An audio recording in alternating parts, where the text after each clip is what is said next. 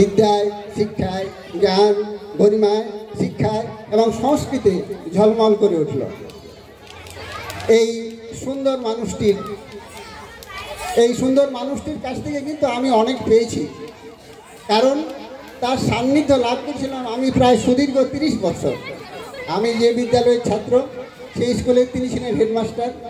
ছাত্র হিসাবে আমি তাকে 7 বছর পেয়েছি, আর তার সহকর্মী হিসাবে পেয়েছি প্রায় 23 বছর। অতএব তার সম্বন্ধে আমার অনেক কিছু জানা আছে, তবে তার মধ্যেই যতটুকু সম্ভব আমি এখানে বলছি। আমি যখন ছাত্র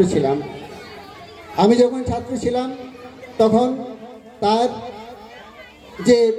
কাছে তিনি যে পাঠদান করতেন তা দেখে আমি মুগ্ধ হয়েছি।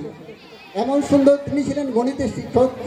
গণিত যে এত সহজভাবে বোঝানো যায় বা বলা যায়, করানো যায়, শেখানো যায়, তা তার কাছ থেকে কিন্তু শিখেছিলাম। ভয় লাগতো, রাশভারী চেহারা দেখলে কিন্তু খুব ভয় লাগতো। যখন তার সাথে সহকর্মী ছিলাম তখনও কিন্তু ভয় পেতাম, তবে তার হৃদয়ের মধ্যে লুকিয়ে ছিল এক অন্তহীন ভালোবাসা। খুব স্নেহ করতেন, খুবই ভালোবাসতেন আমাকে। তো আমরা তখন একাদশ শ্রেণীতে পড়ি। একাদশ শ্রেণীতে পড়ার সময় আমাদের বিদ্যালয়ে রসায়ন বিভাগের কোনো শিক্ষক পাওয়া যাচ্ছিল না। তো উনি বললেন যে তোমাদের কোনো চিন্তার কোনো কারণ নেই, আমি অঙ্কের সাথে এই রসায়ন বিদ্যা পড়াবো। তো এমনভাবে রসায়ন বিদ্যা পড়ালেন যে সেই বিষয়ে আমি কিন্তু সবচেয়ে বেশি নম্বর পেয়েছিলাম ফাইনাল পরীক্ষাতে। অদ্ভুত শিক্ষণ পদ্ধতি। শিক্ষক যে কেমন হয়, শিক্ষক কাকে বলে তাকে কাছ থেকে না দেখলে চিনতে পারা যাবে না। শিক্ষক কথার অর্থ, শিক্ষক শব্দটির মধ্যে কিন্তু নিহিত আছে। শিক্ষক তালে বসে সি মানে হলো শিক্ষাদান, কয় মধ্যে মানে হলো ক্ষমতা, আর ক মানে হলো করায়ত্ত। যার শিক্ষাদান করার ক্ষমতা যিনি করায়ত্ত করেছেন তিনি হলেন শিক্ষক। তো তার কথা আর কি বলবো, শিক্ষাদান করার ক্ষমতা তার যে কত ছিল বলে বোঝানো যাবে না। শিক্ষক মানে শিষ্টাচারী, শিক্ষক মানে ক্ষমাশীল, শিক্ষক মানে কর্তব্যপরায়ণ। কি বিশেষ হলে যে তাকে আমি আজ ভূষিত করব আমি কিন্তু বলে করাতে পারছি না, আমি বলতে পারছি না, বলে শেষ করতে পারছি না। তো যখন ছাত্র ছিলাম তার যে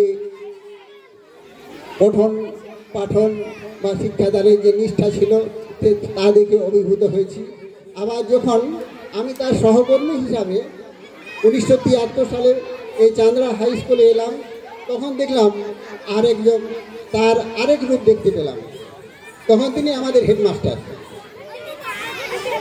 স্কুল পরিচালনা কিভাবে করতে হয় তাকে না দেখলে বুঝতে পারা যেত না।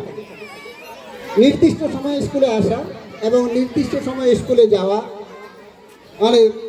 যদি না কেউ করত তাকে কিন্তু ডেকে তিনি নির্দেশ দিতেন যে এইরকম কিন্তু আর তুমি ফার্দার করো না। একবার আমি আর অরুণ বাবু একটা ঘটনা হয়েছিল। আমি তখন সদ্য ঢুকেছি স্কুলে, অরুণ হাজরা মহাশয় ছিলেন, 7 গ্রেডে ক্লাস ছিল। আমার কর্ম শিক্ষার ক্লাস আর ওনার লজিকের ক্লাস ছিল। তো অরুণ বাবু বললেন, শ্যামল চলো, এই ক্লাসটা করতে হবে না, মাস্টারমশাই চলে গেছি। আমি বলি না, উনি এখনই আবার আসতে পারেন, আমি ক্লাস করবো। আরে ভাই চলো না। আমি তো ওর কোথায় বলে তাহলে চলো। কিছুটা আসার পর ঠিক গেটের সামনে এসেছি, হেডমাস্টার সামনে এসে উপস্থিত। অরু কোথায় যাচ্ছে? অরুদার মুখে কোনো কথা নেই। ক্লাস করিস? আমি তো তখন কাঁপছি, পাশে দাঁড়িয়ে যে কি অবস্থায় পড়লাম। তো অরুদা বলে আমার সমস্ত পড়ানো হয়ে গেছে, আমার সিলেবাস শেষ। বলছে টিউটোরিয়াল করতে হয়, আর এরকম ফার্দার যেন না হয়। আর আমাকে বলছে তুই কোথায়, তুই কি করছিস, তোর কর্মশিক্ষার ক্লাস? আমি বলি স্যার আমি কিছু বলতে পারছি না। তো বলি আমি অরুদার জন্যই তো হয়েছে ঘটনাটা, অতএব বললো যে আমি বললাম যে এই কর্মশিক্ষার ক্লাস, বলছে না মাটি কোপাতে হতো ওই ছেলেটাকে দিয়ে।